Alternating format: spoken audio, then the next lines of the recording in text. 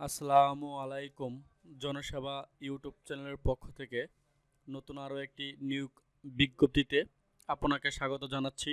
আমি মোহাম্মদ নাজমুল হক, আমাদের YouTube channel জনসেবা studio. আজকের ভিডিওর বিষয় হচ্ছে প্রতিরক্ষা মন্ত্রণালয়ের ঢাকা সেনানিবাস যে নিয়োগ বিজ্ঞপ্তিটি প্রকাশ করেছে তার বিস্তারিত এই ভিডিওতে আলোচনা করব। আজ আমি আপনাদের বলে দেব যে কয়টি পদে লোক নেওয়া হবে, পদের সংখ্যা কত, বেতন স্কেল এবং কি কি যোগ্যতার প্রয়োজন আছে এবং কোন কোন জেলার প্রার্থীগণ আবেদন করতে পারবেন। তো বন্ধুরা, আপনারা প্রথম থেকে শেষ পর্যন্ত ভিডিওটি দেখবেন। ভিডিওটি যদি ভালো লাগে অবশ্যই শেয়ার করে আপনার বন্ধুদের জানিয়ে দেওয়ার চেষ্টা করবেন। তো বন্ধুরা, যারা আমার এই চ্যানেলে নতুন তারা অবশ্যই আমার চ্যানেলটিকে সাবস্ক্রাইব করবেন এবং যারা ইতিমধ্যে সাবস্ক্রাইব করেছেন তাদেরকে অসংখ্য অসংখ্য ধন্যবাদ। তো দেখেন, সামরিক চিকিৎসা সার্ভিস মহাঅধিদপ্তর প্রতিরক্ষা মন্ত্রণালয় ঢাকা সেনানিবাস নিয়োগ বিজ্ঞপ্তি প্রকাশ করেছে।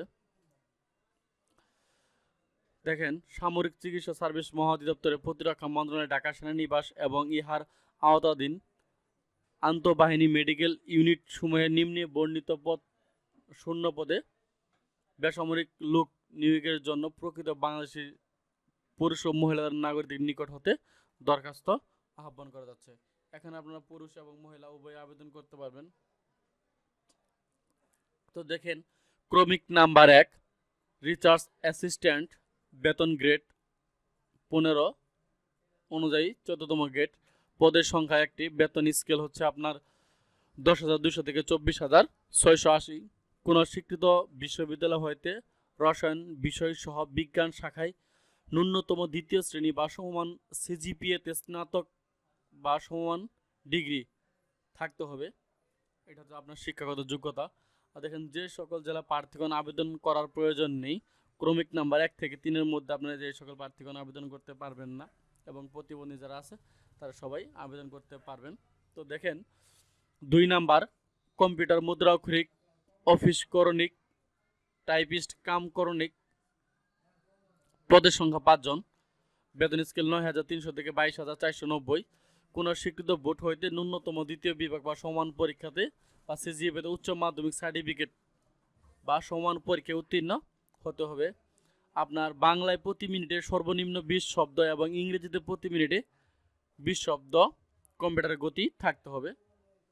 তারপর দেখেন, 3 নাম্বার ক্রমিক নাম্বার 3 পদের নাম FWA, পদের সংখ্যা 12 জন, বেতন স্কেল 9,300 থেকে 22,000। কোন স্বীকৃত বোর্ড হইতে ন্যূনতম দ্বিতীয় বিভাগ বা সমান সিজিপিএতে উচ্চ মাধ্যমিক সার্টিফিকেট বা সমান পরীক্ষায় উত্তীর্ণ অথবা FWA এই পদে ন্যূনতম 2 বছরের বাস্তব অভিজ্ঞতা সহ কোনো বিশ্ববিদ্যালয় বোর্ড হইতে ন্যূনতম মাধ্যমিক বা সমান সিজিপিএতে সার্টিফিকেট কোর্স বা সমান পরীক্ষায় উত্তীর্ণ হতে হবে। ক্রমিক নাম্বার 4 পেইন্টার, পদের সংখ্যা 1, 8,800 থেকে 21,000 টাকা বেতন স্কেল। কোনো স্বীকৃত বোর্ড হইতে মাধ্যমিক স্কুল সার্টিফিকেট বা সমমান পরীক্ষায় উত্তীর্ণ এবং পেইন্টার পদে 2 বছর বাস্তব অভিজ্ঞতা থাকতে হবে। তো দেখেন, 4 থেকে 14 নং ক্রমিকের জন্য যে সকল জেলা প্রার্থীগণ আপনার আবেদন করতে পারবেন না: গাজীপুর, মানিকগঞ্জ, গোপালগঞ্জ, মাদারীপুর, রাজবাড়ী, শরীয়তপুর, কিশোরগঞ্জ, ময়মনসিংহ, চাঁদপুর, জয়পুরহাট, নাটোর, বগুড়া, রংপুর, পঞ্চগড়, ঠাকুরগাঁও ও খুলনা, যশোর, ঝিনাইদহ, মাগুরা, নাড়াইল, বাগেরহাট, ভোলা, জালকাঠি, পিরোজপুর, বরগুনা, পটুয়াখালী, হবিগঞ্জ।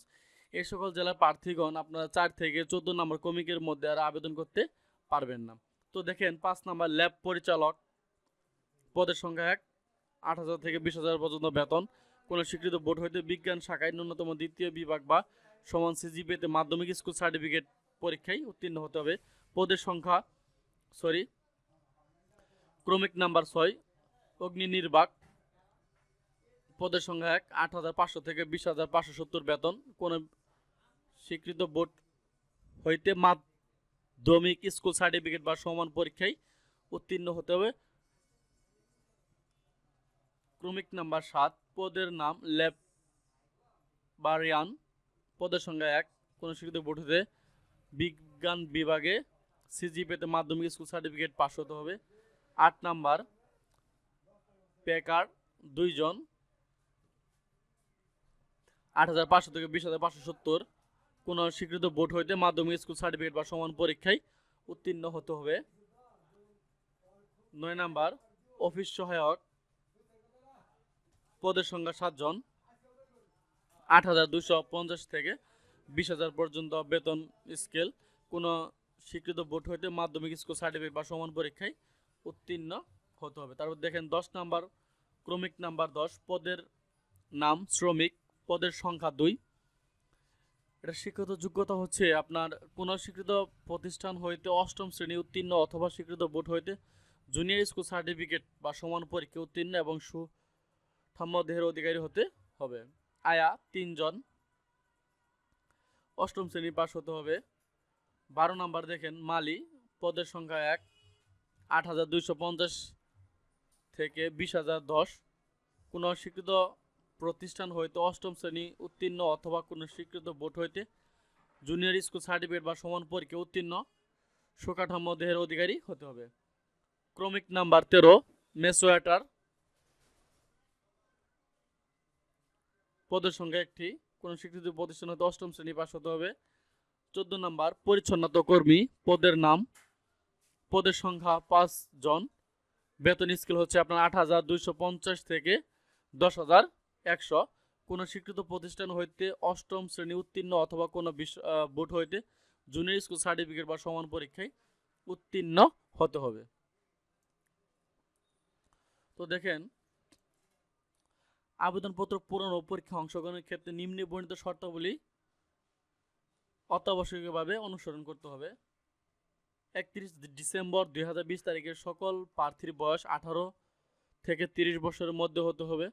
তবে বীর মুক্তিযোদ্ধা পুত্র কন্যা বা প্রতিবন্ধী প্রার্থীদের জন্য বয়সের সময়সীমা 18 থেকে 32 বছরের মধ্যে হতে হবে। বয়সের ক্ষেত্রে কোনো প্রকার এফিডেভিট গ্রহণযোগ্য হবে না। এখানে আরও বিস্তারিত দেওয়া আছে, আপনারা এখান থেকে ভালোভাবে পড়ে নেবেন। তো আমি দেখেন আবেদনপত্র পূরণ ও সংক্রান্ত শর্তাবলী কিছু শর্ত আছে আবেদন করার জন্য। তো দেখেন 1 নাম্বার এই বিজ্ঞপ্তির অধীনে আগ্রহী প্রার্থীগণ অনলাইনে আবেদন করতে হবে। সেই লক্ষ্যে http://dgms.teletalk.com.bd ওয়েবসাইটে প্রবেশ করে লগ ইন করলে একটি লিঙ্ক পাওয়া যাবে। সেই লিঙ্কে প্রবেশ করে সংশ্লিষ্ট নির্দেশনা মোতাবেক অনলাইনে আবেদনপত্র পূরণ করতে হবে।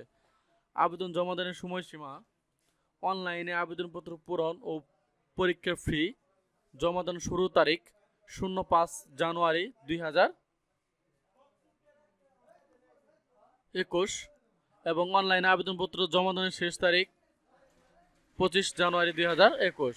উক্ত সময়ের মধ্যে ইউজার আইডি প্রাপ্ত প্রার্থীগণ অনলাইনে আবেদনপত্র সাবমিট এর সময় থেকে 72 ঘন্টার মধ্যে SMS এর মাধ্যমে পরীক্ষার ফি জমা দিতে হবে। তো দেখেন আপনার আবেদনের পূর্বে আপনাদের যে জিনিসটার প্রয়োজন পড়বে তা হলো আপনাদের ছবি। অনলাইনে আবেদনপত্র প্রার্থী তার স্বাক্ষরের দৈর্ঘ্য হতে হবে 300, প্রস্থ হতে হবে 80 pixel, file size maximum 60 KB এবং রঙিন ছবি হতে হবে আপনার 300 প্রস্থ গুণন 300 পিক্সেল, ম্যাক্সিমাম 100 KB কম হতে হবে এবং নির্ধারিত স্থানে আপলোড করতে হবে।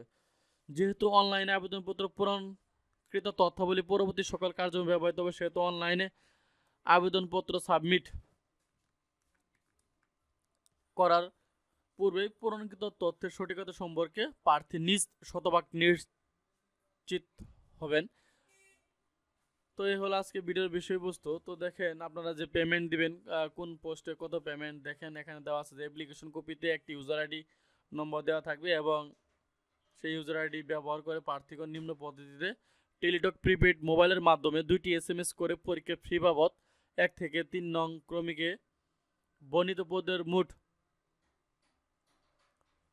112 টাকা করে পরীক্ষার ফি জমা দিতে হবে টেলিটক সার্ভিস চার্জ বাদে এবং 4 থেকে 14 নম্বর ক্রমিকের বর্ণিত পদের জন্য 56 টাকা পরীক্ষা ফি বাবদ 50 টাকা টেলিটক সার্ভিস চার্জ 6 টাকা অনধিক 72 ঘন্টার মধ্যে আপনাদের জমা দিতে হবে।